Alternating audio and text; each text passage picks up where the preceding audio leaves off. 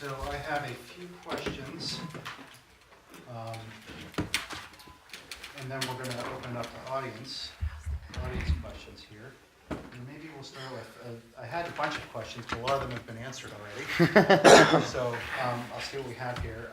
Maybe we can go back and Seth, you had mentioned a little bit talking about other approaches to pursue the limit of corrupting issue of money in politics. Something else that I came across and was being discussed before was Lawrence Lessig, who has the Mayday PAC. Are you familiar with the Mayday PAC? I'm not familiar with the Mayday PAC.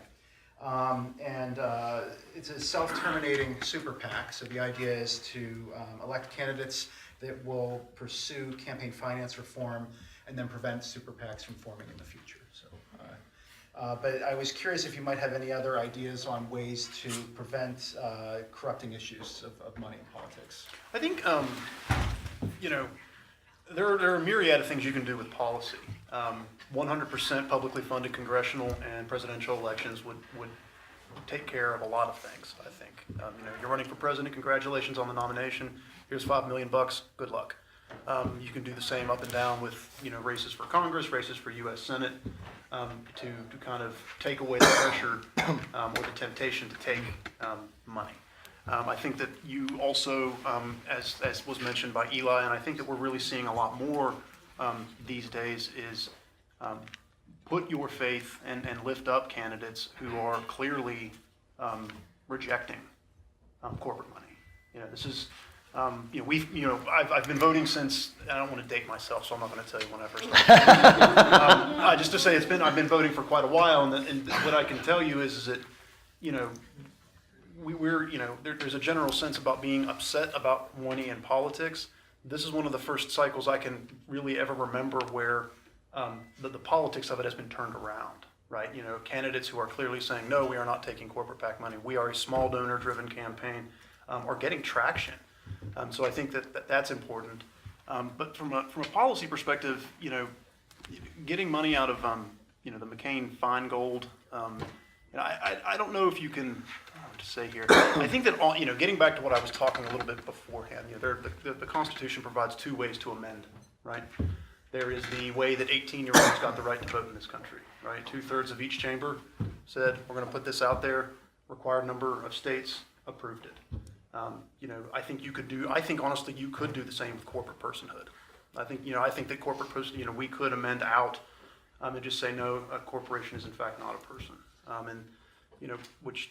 From my understanding, albeit not a lawyer's understanding, but my understanding is kind of the foundation of why we have so many corrupting problems, is that corporations can just, they get to hide behind this whole idea that in fact they should enjoy the rights of human beings, of our neighbors, of our brothers and sisters and whatnot, and that just opens up the floodgates for so many other things. I would love to push back against that a little bit. Respectfully, of course. So, with Wolf-PAC, one of the main reasons why we work at the state level to get this resolution is because Congress is so unresponsive. You mentioned that we could end corporate personhood through Congress. Well, that bill's been sitting in Congress for like 4 or 6 years, hasn't moved. Maybe they can't do it, not because they don't have the authority to, but because their hands are tied by their donors not to. Which is one reason why we work at the state level, because democracy is still alive at the state level. I can walk into the legislature just like you all can and get meetings with any number of senators or delegates long before we're going to get a meeting with Senator Manchin or Senator Capito. And they're more likely to care about what we have to say than our national delegation is quite often. And when we talk about why we need an amendment, so we need an amendment because anything short of that could be overturned. Through either Supreme Court decisions, like in Montana, which I'll explain, or through future legislation like South Dakota. So after the Supreme Court decision of Citizens United, Montana had over 100 years of perfectly popular campaign finance laws, and some of the strictest laws, honestly, in one of the reddest states in the country. And they challenged the Supreme Court to overrule the Citizens United decision. They didn't want super PACs in their state. Ultimately, the Supreme Court overruled them and forced them to accept these campaign finance laws, which is not what they ultimately wanted. So, secondly, in South Dakota, they passed strict Anti-Corruption Act in 2016 through referendum. And in the following legislative session, the legislature overturned it, which is why we need something stronger than that. We need an amendment because it can't just be overturned willy-nilly by the next legislative session. Anybody else want to weigh in? Go ahead. Just briefly add to what Seth was saying, as far as some other proposals that are out there for ways to look at this. One other proposal that I've seen that I find very intriguing is what's called public vouchers. So what happens is every citizen is essentially given a voucher by the government that's good for, pick a dollar amount, and what they do is they are then able to give that to any candidate they want. This way, every person is empowered without having to look into their own pocketbooks to support candidates. That essentially creates a public financing option where you're still allowing people to weigh in on it. The other thing I'll briefly touch on, I'm sure we'll get into it quickly, is the idea of corporate personhood.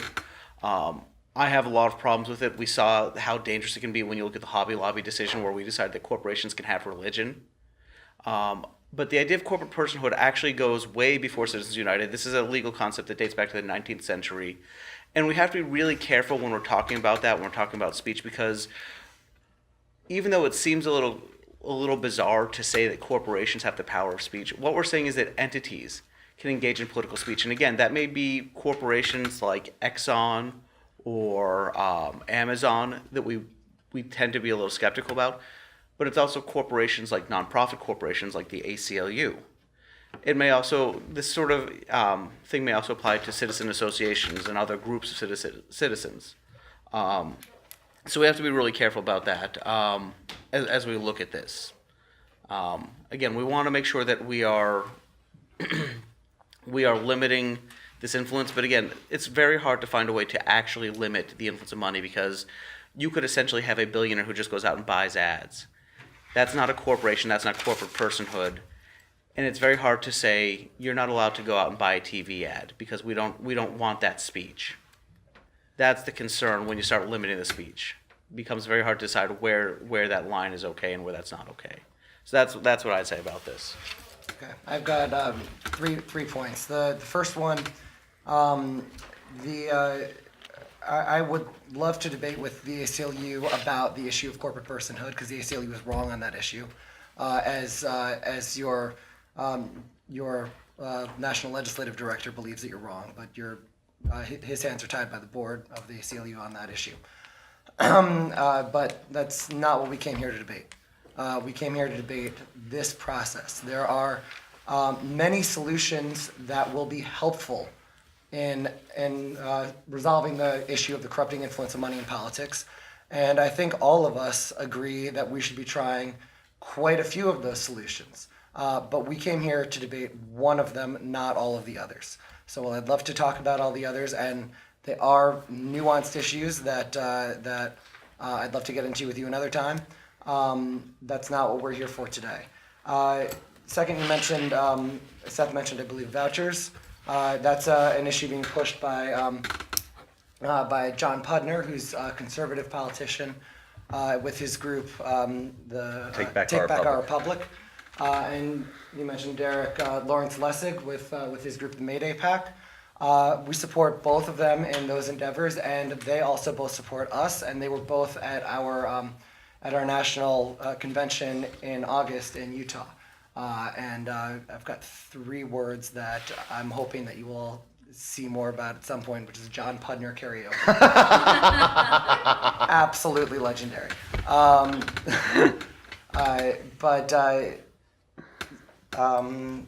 I just wanted to touch on one more thing that Eli mentioned just now, and he also talked about in his opener, which is the issue of whether or not the campaign laws will be followed.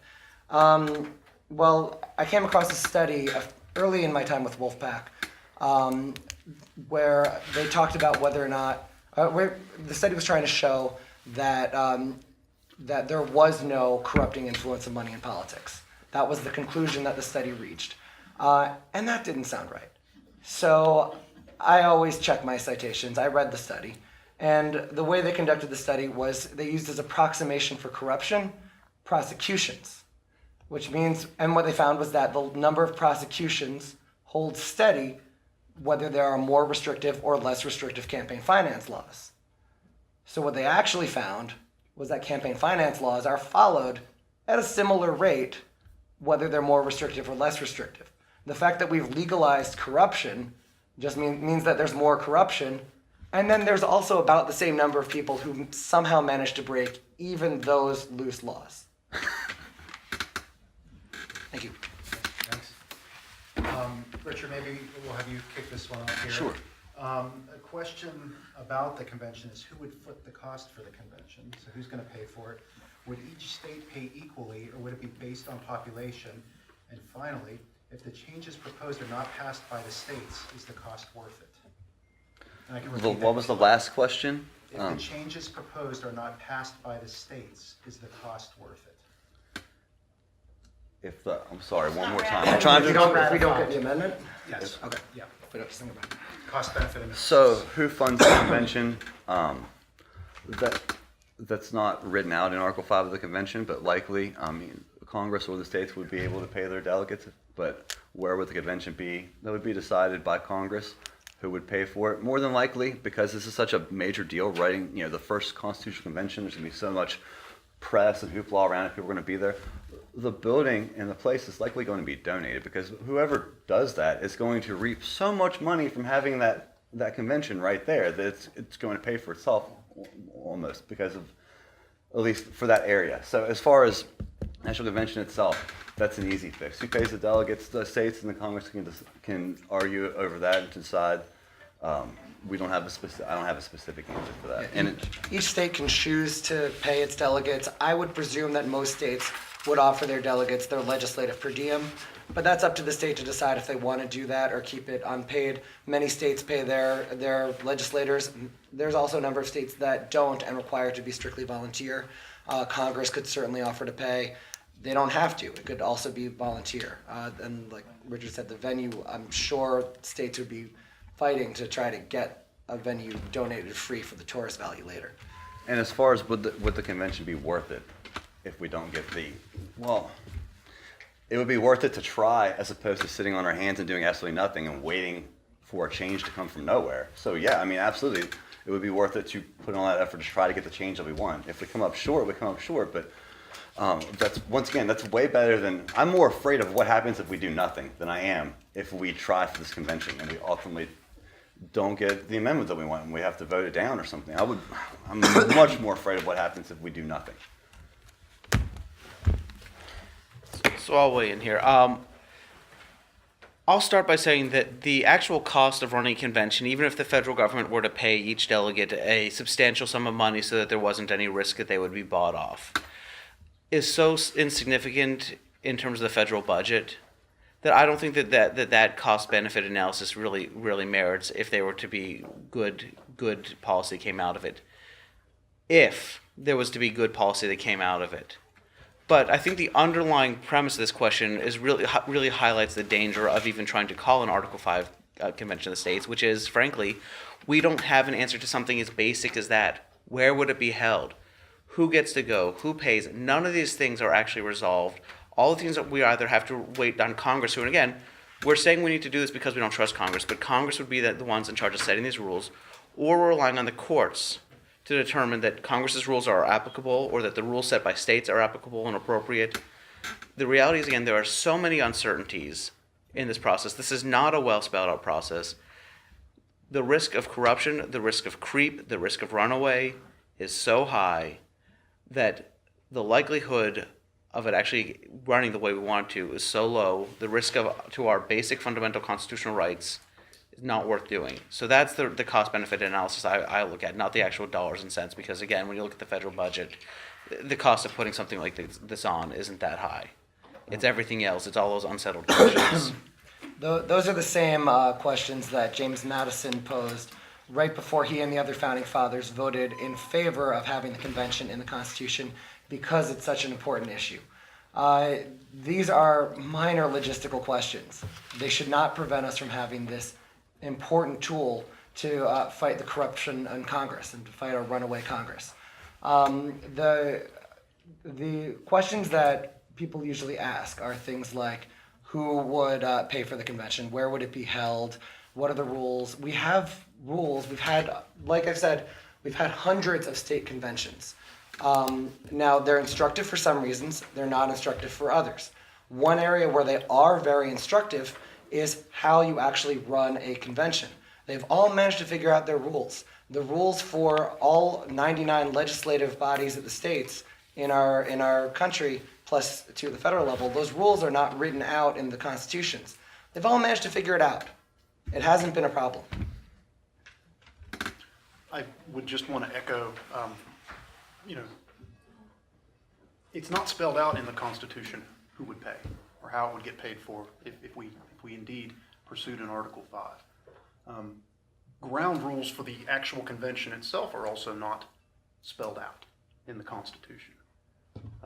There's a lot that is just simply not spelled out in the Constitution about how this will go down or what could happen in the aftermath of an Article 5, just from the U.S. Constitution. That's a lot to take into consideration, right? There's so many things we simply just do not know. And when you're talking about, fundamental rights like your right to a jury trial, your right to not have the police kick your door in and just start taking your stuff without a warrant, your right to free speech, your right, so many of our fundamental things about our democracy. I would just like a little bit more clarification, but I would like it from within the Constitution in and of itself. As to me, it's just way too vague. Can I push back real quick? Sure. So, We'll do another quick round and then we'll move on to the next question. okay, so, in 1979, they were discussing the same thing. And even Antonin Scalia, who I know is probably not the most popular name to throw out here, even Scalia was talking about, they're gonna take away Christmas. But no, even Scalia could figure out that the convention can be limited. And there's videos of him arguing this in front of panels of people. So if you want to take a minute and maybe find a way to agree with Antonin Scalia, that's a good exercise to partake in. He compared that particular fear-mongering point to the idea that Congress would try to take away Christmas. It's just not, there's no realistic way for that to happen. And to your point about the convention delegates being bought off, so you're afraid of a governing body, a body with the ability to amend the Constitution, completely bought off by special interest, right? Well, you just described Congress, and they meet 5 times a week on a good week. I'm more afraid of sitting and waiting for them to come to their senses to address the one of the only issues they can't address because of the way that they're elected. I would much rather take this into the hands of the people, where I trust it more. Any other comments? Okay, we'll move to the next question. I have one for Sam. Sam, again, you answered most of the questions I had, but there was one thing I'm interested about. Maybe you can tell us about. So I had mentioned before that we have 5 states that have passed a resolution calling for a convention. We have Vermont, California, Illinois, New Jersey, and Rhode Island.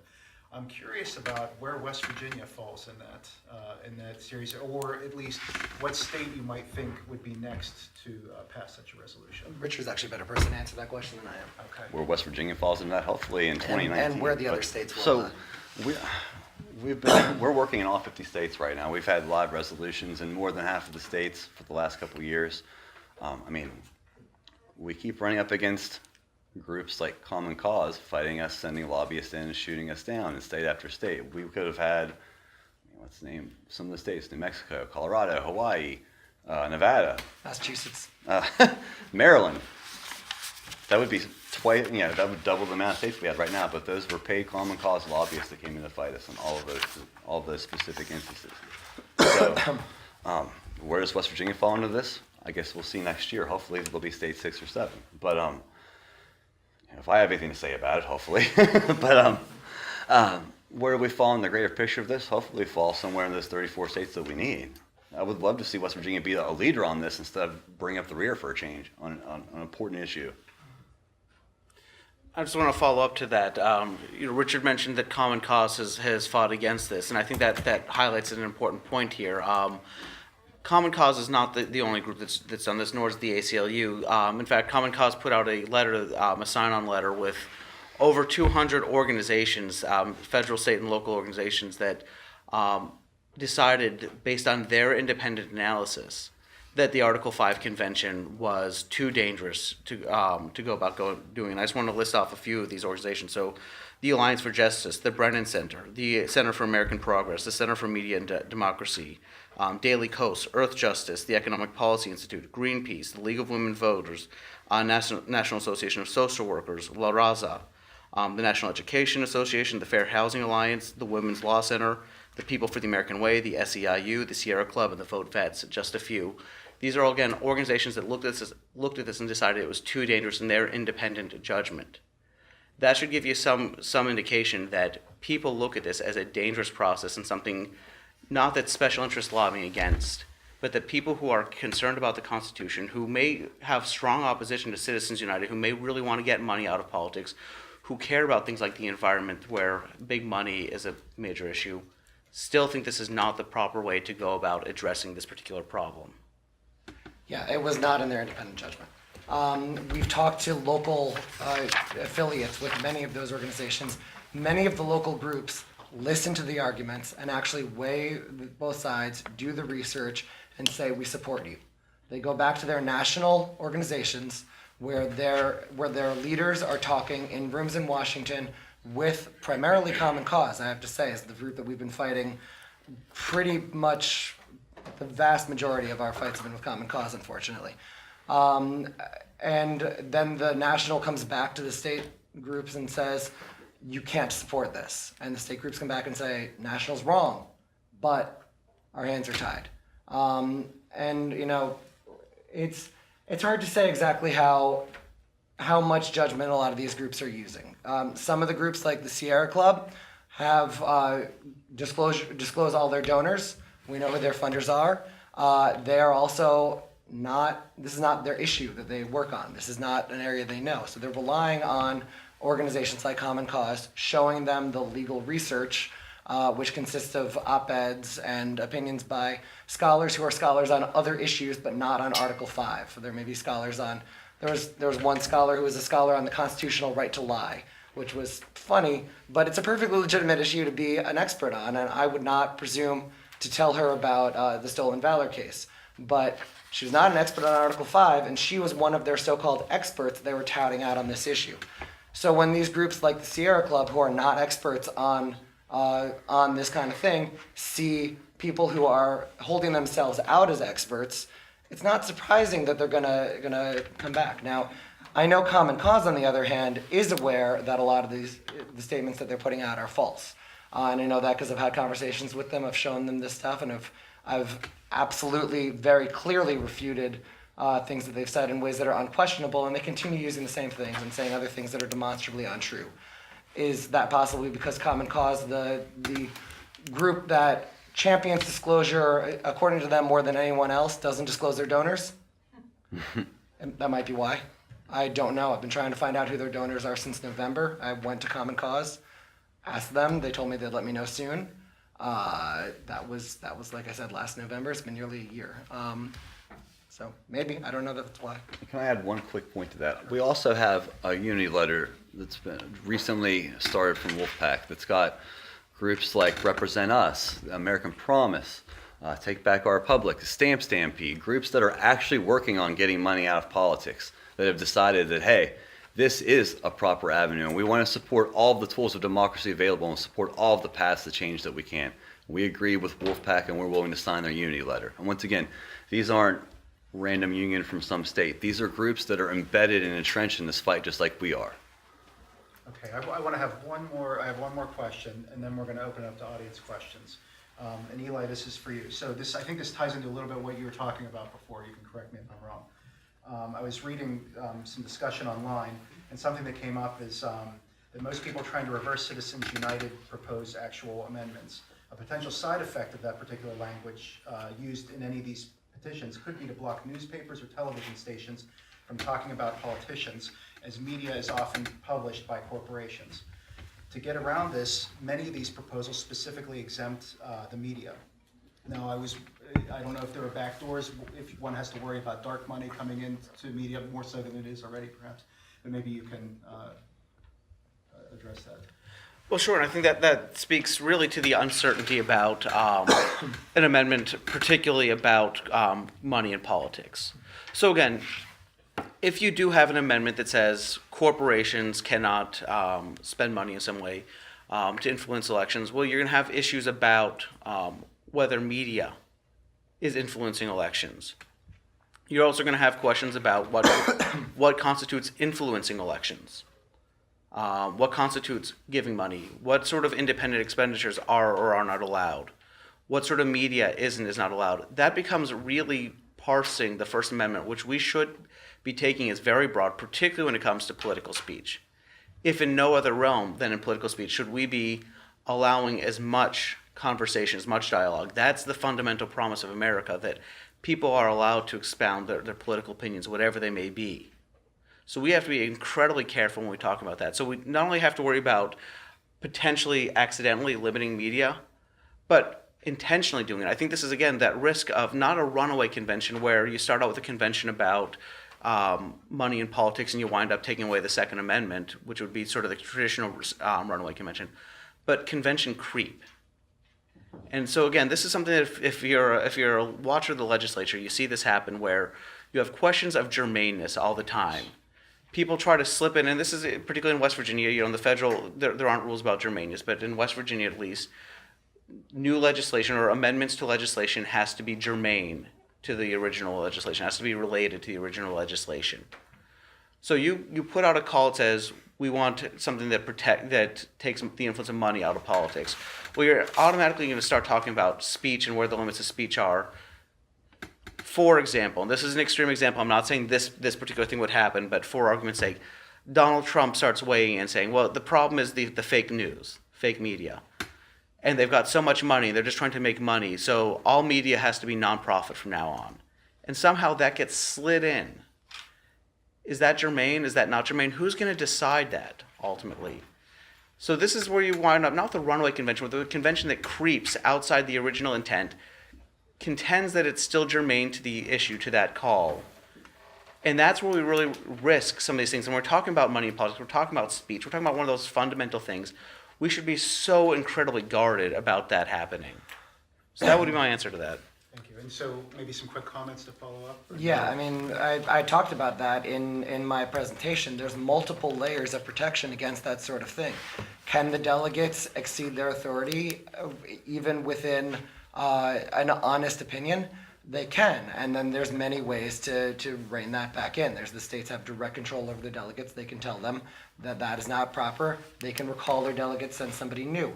There's also Congress can have the decision not to send it on to the states under the grounds that it doesn't meet the call. And there's also the court system where where just like happened in Florida, there would be a court case to say, no, this is not within the limits.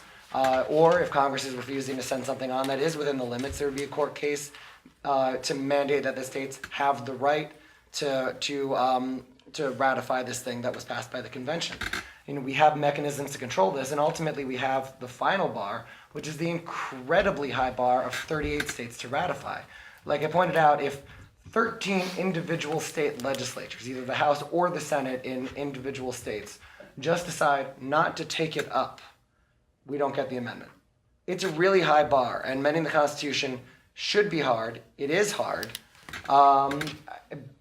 And that's one way that we know that we're not going to get an amendment that does not do what we actually need it to do. Okay, I'm going to jump in here. Really good conversation. I do want to open up for questions. We're going to have one audience question in the back here, and then I want to see if any students have questions before we move on.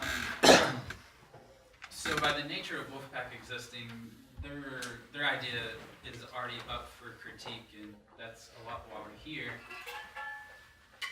Main avenue, and then as critiquers, you are offering up another avenue, and by doing so, kind of putting your ideas up for critique as well.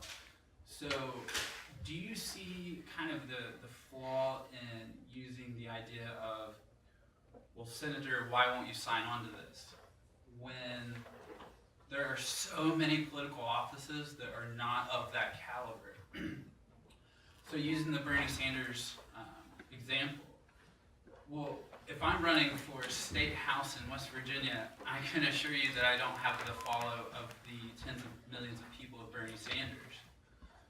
So while on a big spotlight, big banners like "I don't take corporate money" might do well, but for the other thousands of people who are trying to run for government and to do it conscientiously and represent actual people, we don't have CNN and people putting out there our $27 donation averages.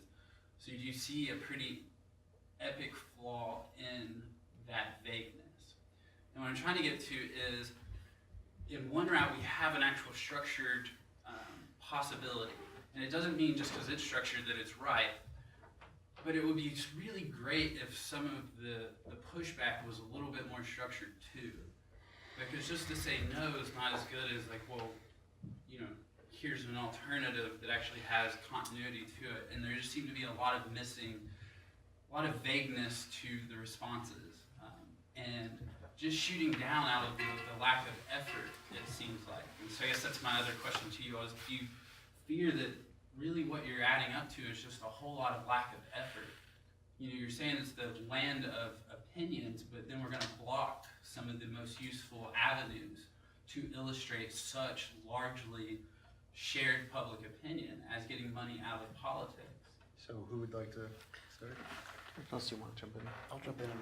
Okay, so just a few quick remarks to that. So first of all, as far as you know, in West Virginia specifically, I actually am aware of at least 3 or 4 campaigns that are running on that model that are really touting the fact that they aren't taking large donations. What are those campaigns? So these are all state level offices. Well, I guess there's one congressional office that I'm aware of, and And do you see the flaw there out 3 or 4 out of multiple hundreds of? I'm just saying as a tactic, you know, you can refer to 3 or 4 when there's hundreds of people running for office. Well, sure, I can absolutely see that, and again, I think this is a movement that's starting to take shape. Not every candidate is going to run that model, but we're already seeing. These are just the ones that I'm aware of, that people are running on that model. The other thing I'll say about West Virginia in terms of, hey Senator, why don't you do this? My experience in West Virginia politics has been kind of remarkable, in that we are a small state and we have incredibly responsive politicians relative to other states. Even before I came to the ACLU, I remember calling in to my delegate at one point, calling to their office, and I expected to get some receptionist picking up, and I actually had the delegate pick up the phone and then have a conversation with me, chat with me. I routinely bring citizens down to the legislature to do citizen lobbying, and the legislators like to sit down and talk with them. Not just to sort of, you know, mix and mingle, but because we have a surprisingly accessible legislature. So, and I've seen it in policy debates where the needle has been moved when people call and when people write in. It has influenced the needle in the state. So it really can take effect, particularly here in this state. The other thing I'll say real briefly in terms of some of the flaws in this. So certainly, I can understand the frustration, especially with what I'm saying, where I'm saying the biggest change we can make is a cultural change. I'm engaged in a whole other policy issue right now where I'm trying to talk about policy, and I'm getting a lot of pushback from my traditional allies who are saying policy is not going to change it. You need to change the culture. That's frustrating because changing culture is hard.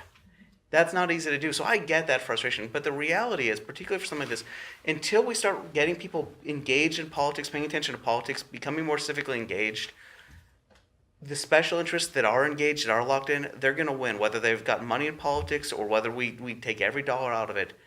The people who show up, who pay attention, who make noise are the ones who are going to win. That's what the public has to do, whether it's with money or without. So the last time that the difference between the rich and the poor was as stark as it is right now, the last time it was this bad was the Gilded Age. At that point, one of the big problems among many that we had in our society was the U.S. Senate at the time elected by the senators were appointed by the state legislatures. There was so much rampant bribery going on in that process that it was the subject of political cartoons. They referred to it as the Millionaires Club, which at the time was way more money than $1 million is today. How did we fight back and end that? Well, there were a lot of ways that worked together. One of the tools that we used was the Article 5 convention process. We used that as a tool to get a direct election of senators. But it wasn't used in a vacuum. It was used hand in hand along with activism. Oregon was a leader in this. They both called an Article 5 convention proposal that listed all the other states. It's where we got the idea for our daisy chain that showed the mass support from around the country for a convention for this particular purpose. And then Oregon also had what was referred to as the Oregon Plan, which was to have advisory elections for the Senate. The way you change culture is to use all of the tools at our disposal. That's what we did the last time the problem was this big. And yes, as Eli mentions, it's not a panacea. The amendment is an important tool that enables us to do all the other important tools. Using these tools, including this one, was one of the ways that we turned it around from the Gilded Age, not to make things perfect, but to bend the trend line. During the Gilded Age, things were getting worse and worse and worse. After that, things were getting better and better and better. They weren't great, but they were moving in the right direction for a long time until Buckley v. Vallejo in 1976, where we saw that trend start to go back the other way. And that's why we need to have another change using all of these tools at our disposal again. Seth, Richard, did you want to add anything to that? Kind of getting back to kind of what I think you were talking about a little bit. I'm not an advocate for not doing anything, and I want to make that abundantly clear. So I think that the Constitution provides for two options for constitutional amendments, and I think the one that has been tried and proven, like to I was going to point out, as the reason 18-year-olds have the right to vote, that process I feel is a much safer process for the American people, all of us. I think on a scale of, politics in West Virginia and how things are changing, and there are some candidates that are out there very publicly saying no, and not only saying no to corporate donations, but also calling people out to the point that they get thrown out of the House chamber. Probably one of the most landmark moments we had at the state legislature this past year was a candidate up in Ritchie County named Lissa Lucas, who literally at a public hearing stood in front and started listing off people who took big sums of money from the natural gas. Very bold stand, a very unapologetic stand. She was escorted out of the House chambers. That kind of really lifted her profile and has done a lot to support her. My understanding is to support her through a lot of small dollar donations. So it is possible. We can do it here in West Virginia. I really believe we can. I just, and kind of getting to the point, I wanted to point that out. I'm not saying don't do anything. I wouldn't, I'm not, I wouldn't do that. But I do think that there's another route. The Constitution provides for another route that's a lot more certain, that makes me feel more comfortable that certain things that Eli had talked about, like not even, potential runaway convention. That's scary enough. But a lot of damage can be done for a very, very long time just with convention creep. Like just itty bitty tiny changes can do a lot of harm to your rights. I don't have a whole lot. I just want to point out that you talk about wanting Congress to propose the amendment. Well, it's proven, historically, that if you want Congress to propose this amendment, that the Article 5 Convention is the way to pressure them. Once again, as Sam pointed out, during the 17th Amendment, we use that. 14 of our 27 amendments have included an Article 5 Convention call as part of that process that ultimately pushed Congress to propose that amendment. In Sam's example, the 17th Amendment, they got to 32 out of the then 33 states needed before Congress finally said, uh-oh. So if you think that they're going to quiver in their boots over 5, we've got some work to do.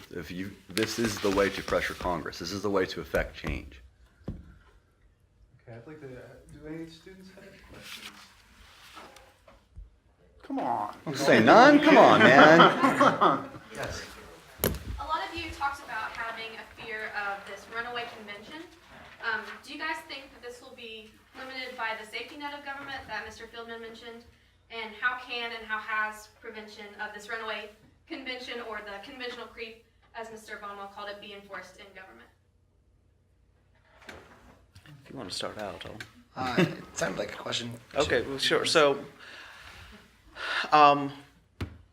in terms of what a runaway convention would look like, this would essentially be the delegates showing up and deciding for whatever reason. Maybe it's because they were instructed by their states. The state legislatures have been putting this call out for 5 years, 10 years. The actual legislature, when you've reached your threshold, is different than it was when you sent there. People don't have the same motives. And you now have a lot of states that are saying, all right, well, we've got this convention. This is a great opportunity for us to do some other things we want to do. We really hate the power of unions, for example. So we're going to send our delegate there, but our instruction to them is actually going to be that this should focus mostly on getting union speech out. This is just a for example. So all of a sudden, people show up at this convention, and that's what they're proposing to their folks. Now, again, hopefully Congress has set rules, and hopefully the courts deem those rules are applicable and enforceable, but we don't know that they are. We're trusting, based on opinions from examples that were 200 years old, that might be enforceable and those rules might be applicable, but we don't know. We've got to wait for a court to decide that it's going to be.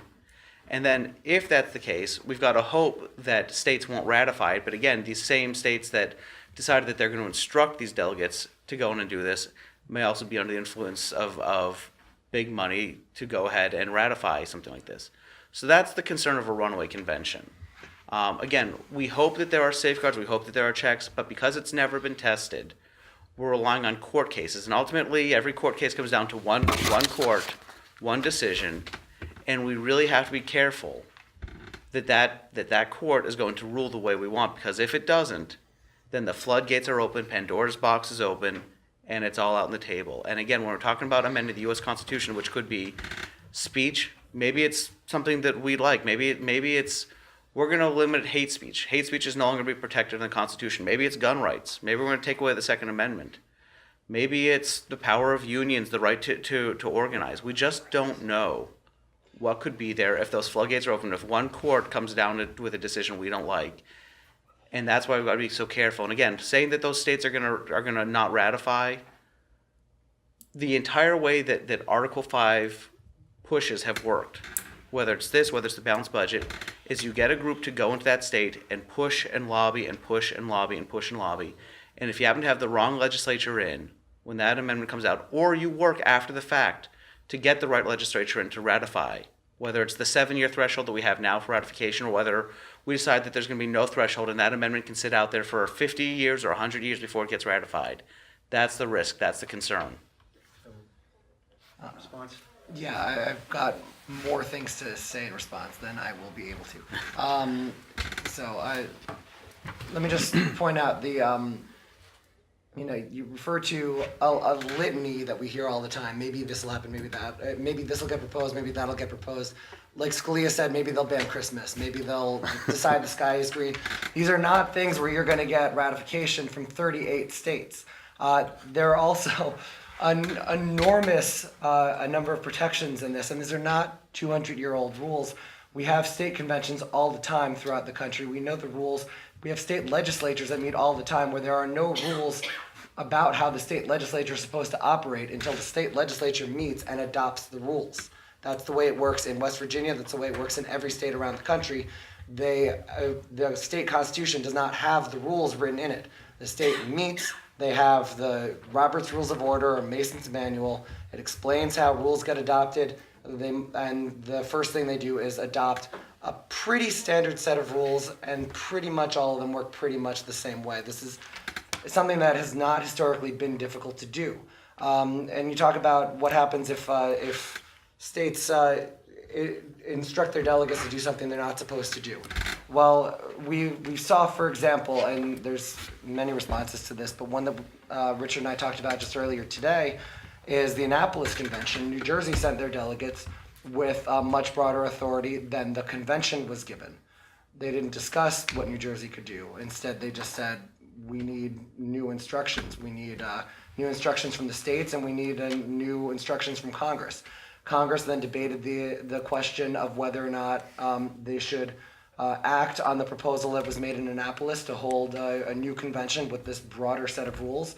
And ultimately, Congress was worried about whether or not they should authorize it. And the reason they were worried was not because they were worried about what the convention could do. They wanted the convention. If you read James Madison's notes from Congress on the time, which is available in the documentary history of the ratification of the Constitution, if you read James Madison's notes from Congress, the debate that they were having was they were worried that their authorization would look like they were usurping the power of the states to be free to have the kind of broad proposals that the states needed. So ultimately, they used that same language that had already been adopted by several of the states, so that they could have a single convention with very broad rules. Now, New York had slightly different instructions to their delegates.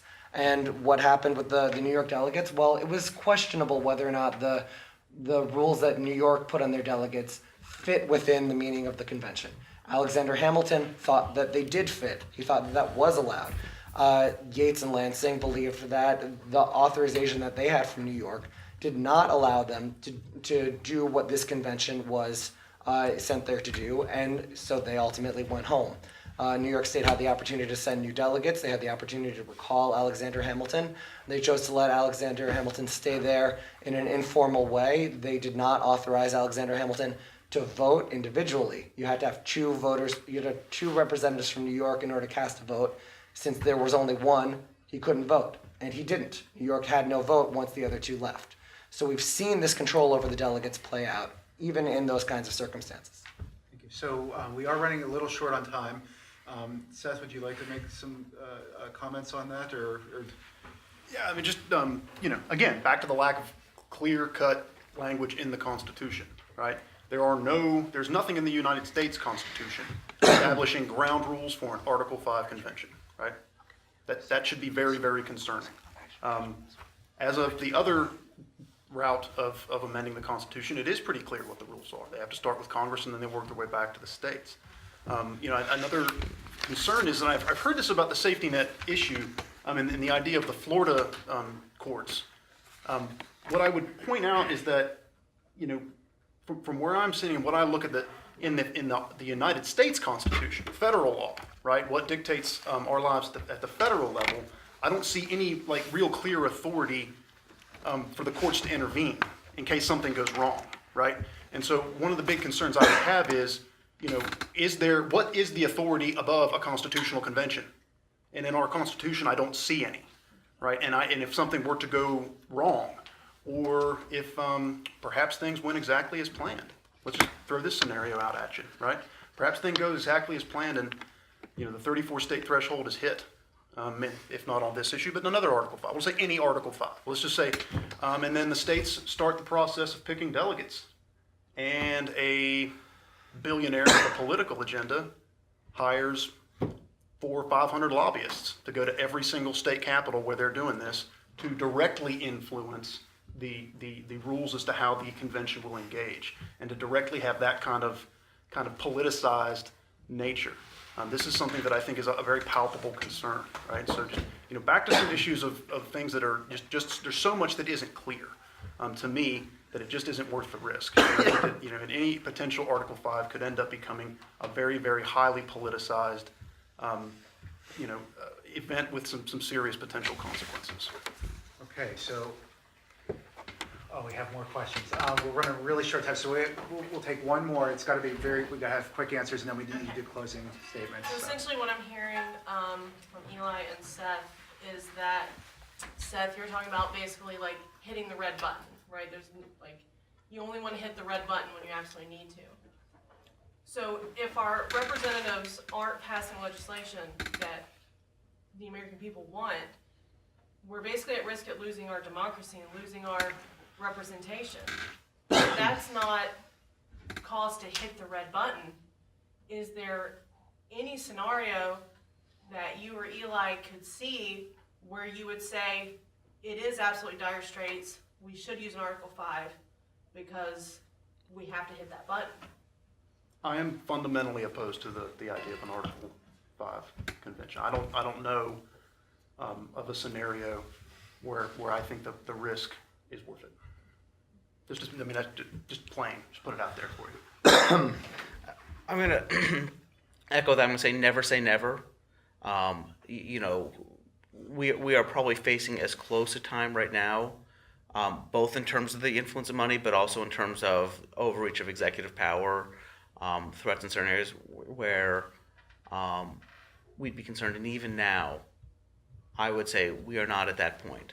How Never about say. the threat of our existential threat of global warming? That alone seems like the red button is being pushed. And again, all I can say about this, and I'll say this about the representative democracy too, not just in our current era, but in every era going back to the foundation of this country, big policy proposals, big changes take an unfortunate at times and fortunate at other times amount of time to go from an idea to introduce legislation to actually enacted legislation. So what feels slow and unresponsive to us is part of the typical political process. Now, in reality, we should have been dealing with this for a long time ago, particularly if you're talking about climate change, in my opinion. We've been dealing with, again, that same merchant of doubt tactic. But that doesn't mean that we're at red button time. It means we need people to be engaged. It means we need people to vote. We need people to pay attention, not hit a red button where we could wind up undermining our own Constitution. Okay, really great questions. I wish we had another hour.